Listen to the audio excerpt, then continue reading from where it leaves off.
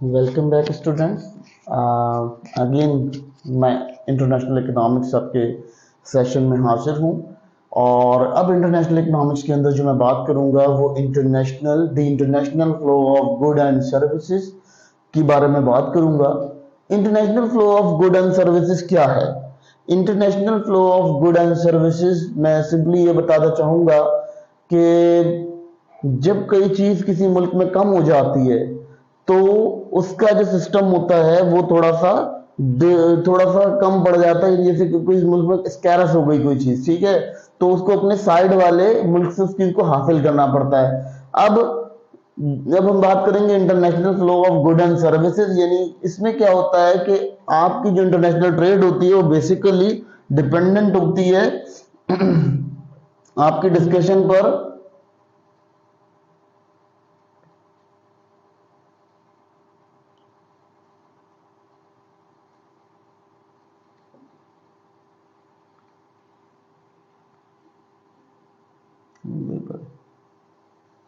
देखिए जी, असल में आपके पास क्या होता है सिस्टम क्या होता है। देखिए, जब आपका जो कंट्री है वो किसी और कंट्री के साथ अपनी ट्रेडिंग के रिलेशनशिप क्रिएट करता है, वो रिलेशनशिप कहलाता है the goods flow of services. यानी गुड्स और सर्विसेज को जो फ्लो करते हैं। अच्छा, सर्विसेज कैसे फ्लो की जाती हैं? हमारा स्किल्ड लेबर जो है वो मोस्टली अंडर डेवलप्ड नेशन के अंदर जाके वर्क करता है, ठीक है, वहां वेजेस उसको कम मिलते हैं, लेकिन उसको इस सिनेरियो के मुताबिक वहां वेजेस अच्छे मिल जाते हैं, ठीक है।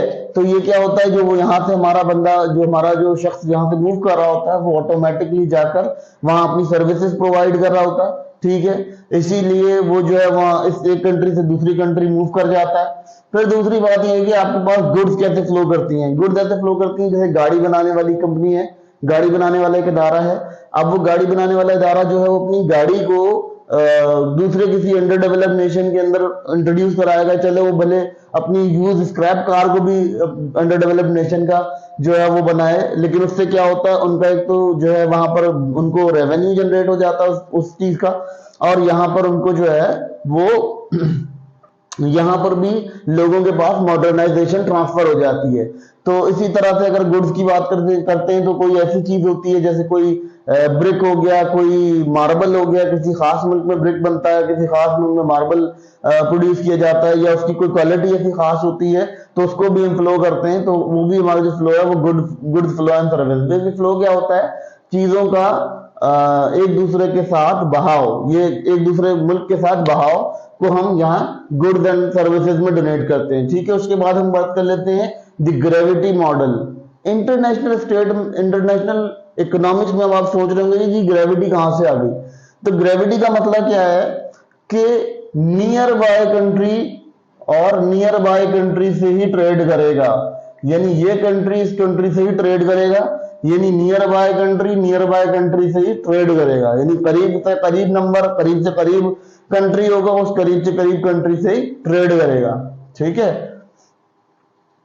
अब उस करीब से करीब कंट्री से जो ट्रेड करेगा उस ट्रेड के अंदर क्या होगा कि वो ट्रेड कोशिश ये करेगा बजाय इसके कि वो डिस्टेंट कंट्री से करे, किसी डिस्टेंट कंट्री से करे, डिस्टेंट नेशन से कोई ट्रेड करे, इससे अच्छा है कि वो करीब से करीब करेगा। जैसे जैसे हम अगर बात करते हैं न्यूटन की फिजिक्स की लॉ की, तो फिजिक्स की लॉ में वो कहता है कि जब दो बॉडीज एक दूसरे के करीब होंगी तो वो एक दूसरे से ज्यादा फोर्स ऑफ अट्रैक्शन क्रिएट करेंगी बनिस्बत इसके कि वो फोर्स ऑफ अट्रैक्शन जो है वो दोनों के डिस्टेंट में क्रिएट करें। अगर हम डिस्टेंट करते हैं, देखिए सिंपल है, एक मैग्नेट ले लेते हैं और मैग्नेट को हम जो है वो अट्रैक्ट करने की कोशिश करते हैं, तो जब उनको नियर बाय लाते हैं तो वो एक दूसरे से अट्रैक्ट करना शुरू कर देते हैं, लेकिन हम उसके बीच में डिस्टेंस कर देते हैं तो उनकी अट्रैक्शन कम हो जाती है। इसका एग्जांपल ऐसे होगा इंटरनेशनल ट्रेड के अंदर कि अगर यूएस है, ठीक है, यूएस अपने ट्रेड करता है, और वो ट्रेड किसके साथ करता है? वो ट्रेड कर लेता है कनाडा के साथ, मेक्सिको के साथ, क्योंकि वो कंट्रीज उसके नेबरिंग कंट्रीज हैं। जैसे पाकिस्तान, अगर हम पाकिस्तान इंडो की बात कर लें, इंडो पाकिस्तान की, तो अगर ईरान के साथ हम ट्रेड करते हैं तो हमें ईरान सपोर्ट करता है, यानी हमारे पास ईरान का बॉर्डर भी मिलता है और वो नियर है, हमें उसमें कोई ज्यादा ट्रांसपोर्टेशन कॉस्ट नहीं आएगी, कोई ज्यादा कुछ प्रॉब्लम नहीं होगा और हम उसको चीज प्रोवाइड कर सकेंगे, ठीक है। फिर क्या होगा अगर हम अफगानिस्तान को देख लें, अफगानिस्तान के साथ भी हम ट्रेड करते हैं तो वहां पे हमें क्या होगा कि वहां पे हमें ना तो लो कॉस्ट के अंदर हमारा काम हो जाएगा और फिर हमें इससे रेवेन्यू जनरेट हो जाएगा कंट्री के अंदर। और इससे सबसे बड़ा फायदा क्या होता है कि जो कंट्री मौजूद है, जिस कंट्री, देखो बेसिकली जो इंटरनेशनल ट्रेड के अंदर जो है वो बात की गई है, वो ये की गई है कि the transaction of good between two trades is directly proportional to the production of the country, product of the both countries. ठीक है, मतलब मैं इसी तरह समझा सकता हूं आपको कि दोनों कंट्रीज के अंदर प्रोडक्ट इंक्रीज हो जाएगी।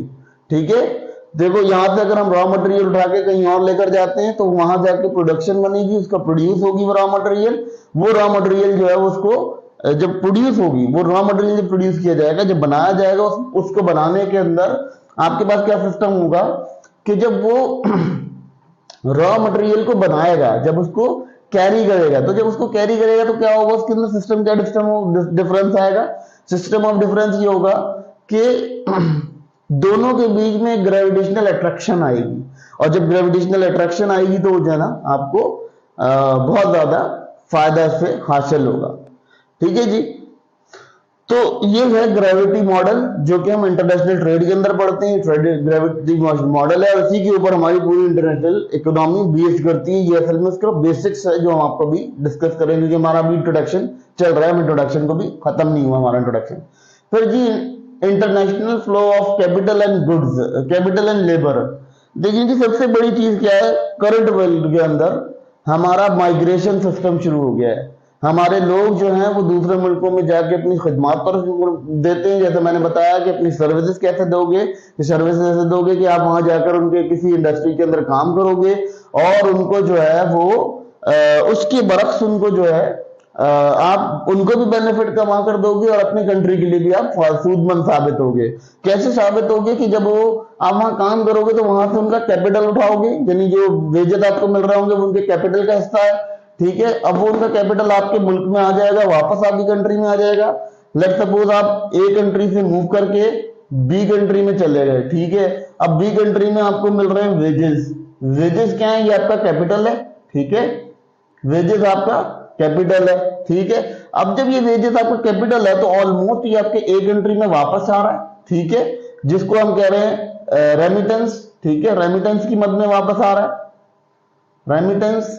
अच्छा, इस रेमिटेंस का क्या फायदा है, ये रेमिटेंस की मद में वापस आ रहा है, ये कैपिटल वेजेस है आपका। ठीक है, तो जो आपको वेजेस मिल रहे हैं वो कैपिटल है वहां का। ठीक है, अब वो जब वहां का कैपिटल है तो ऑलमोस्ट आपको ये बात समझ में आ गई होगी कि आप ए कंट्री से बी कंट्री को किसी भी सूरत फायदा पहुंचा रहे हैं। ठीक है, और आप अपनी सर्विसेज यहां आकर देते हैं तो उससे आपको जो कैपिटल जनरेट हो रहा है या आपका वेजेस जनरेट हो रहे हैं वो आपको वापस जाके आपकी कंट्री का रेमिटेंस बन रहा है, जिसको हम कैपिटल फ्लो कहते हैं, कैपिटल फ्लो। ठीक है, तो लेबर क्या करता है, लेबर जब आपकी कंट्री से मूव करके दूसरी कंट्री में जाता है तो वहां जाके वो क्या करता है, वहां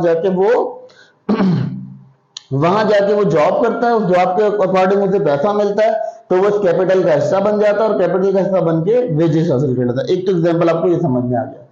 दूसरी बात करते हैं कि कोई बड़ा बिजनेसमैन लेवल का बंदा है। ठीक है, और वो अपनी कोई प्रोडक्शन, अपनी कोई चीज लेकर जाता है किसी और मार्केट के अंदर बनाने के लिए, किसी और कंट्री बनाने के लिए, तो वो ए कंट्री का कैपिटल लेगा और बी कंट्री में जाकर उसको यूटिलाइज कर देगा।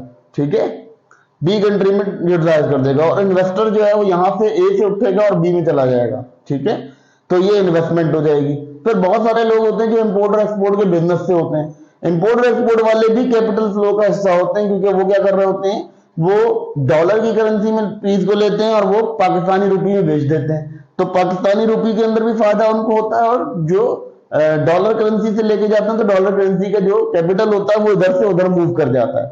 ठीक है, यानी जब ये डॉलर करेंसी आएगा रुपीज में तो ऑलमोस्ट जो कन्वर्ट कराएगा यहाँ रुपीज में, तो हमारे जो डॉलर हैं, डॉलर इधर हमारी कंट्री को फायदा देंगे। यहाँ क्या होगा, यहाँ हमारी प्रोडक्ट इंक्रीज हो जाएगी, यहाँ भी हमारी प्रोडक्ट इंक्रीज होगी और यहाँ भी हमारी प्रोडक्ट इंक्रीज हो जाएगी।